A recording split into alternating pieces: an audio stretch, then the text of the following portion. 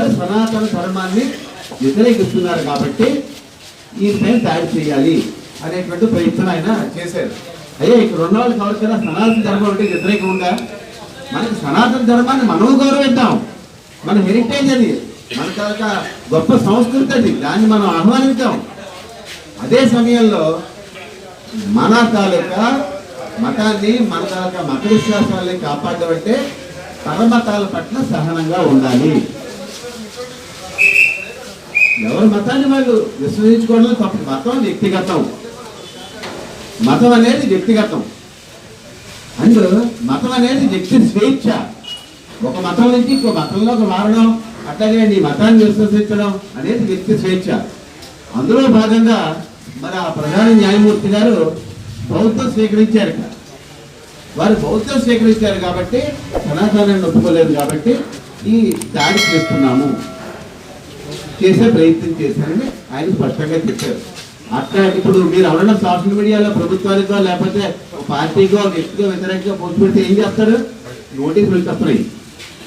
మరి ఆయన ఇంతవరకు బయట ఉన్నారు. ఎవరిపైన దాడి చేసిన ఆయన?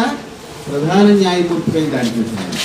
వెంటనే ప్రధాన న్యాయమూర్తిని, ప్రధాన న్యాయమూర్తి దాడి అంటే న్యాయ వ్యవస్థ పైన దాడి, న్యాయ వ్యవస్థ పైన దాడి అంటే రాజ్యాంగం పైన దాడి.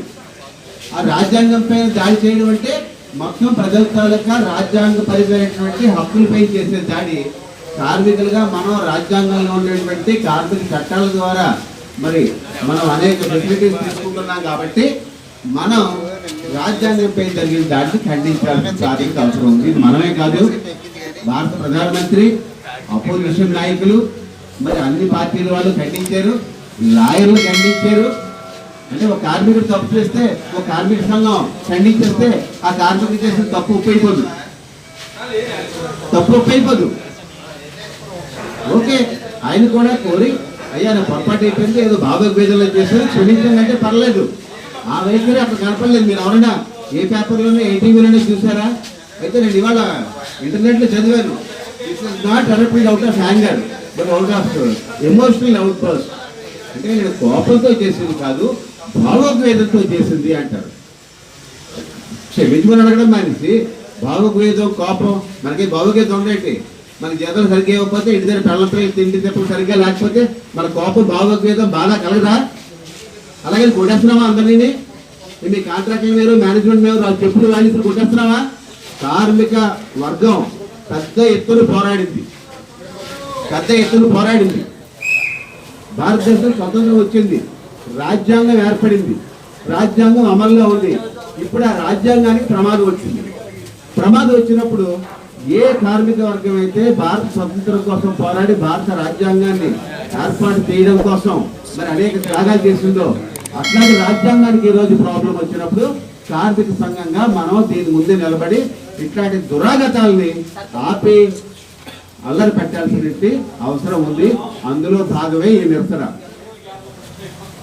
ఈ నిరసన మనం ఇక్కడ చేసింది యాజమాన్యానికి తెలియజేసి, మిత్రులారా యాజమాన్యానికి తెలియజేసి, నేను 42 సంవత్సరాలు అయింది కంపెనీలో చేరి 1986లో మొదటిసారి యూనియన్ ప్రతినిధిగా ఉన్నాను. ఇప్పటికీ ఇదే గేటు దగ్గర కొన్ని వేల నిరసనలు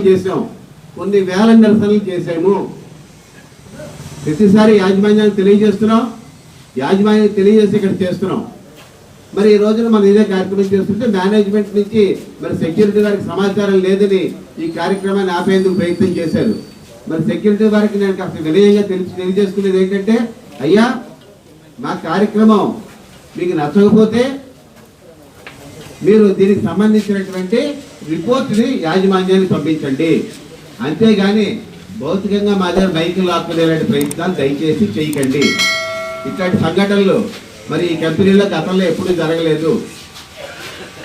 ఇది అక్కడ భారత రాజ్యాంగ వ్యవస్థ ఏదైతే ఉందో దానిపైన ఏదైతే దాడి జరిగిందో, కార్మిక తాలూకా హక్కుని స్వేచ్ఛగా నిరసన రూపంలో తెలియజేయడం అనేది కూడా రాజ్యాంగం మాకు కలిగించినటువంటి హక్కు. కాబట్టి ఆ హక్కుని దయచేసి పరిరక్షించడం అంటే మీరు కూడా రాజ్యాంగాన్ని గౌరవించడమే అని సందర్భంగా అర్థం చేసుకోవాలని తెలియజేసుకుంటూ, మరి వర్షమైనప్పుడు కూడా కార్మిక సోదరులు ఈ కార్యక్రమాన్ని విజయవంతం చేసి మరి మన తాలూకా రాజ్యాంగ వ్యతిరేక శక్తుల పట్ల నిరసనని మరి ప్రభుత్వానికి యాజమాన్యం ద్వారా తెలియజేసిన దాంట్లో భాగం పంచుకున్నందుకు మీ అందరికీ కూడా మరి ప్రోగ్రెసివ్ ఫ్రంట్ సంఘం తరఫున నమస్కారాలు తెలియజేసుకుంటూ ఈ కార్యక్రమాన్ని ముగిస్తున్నాం.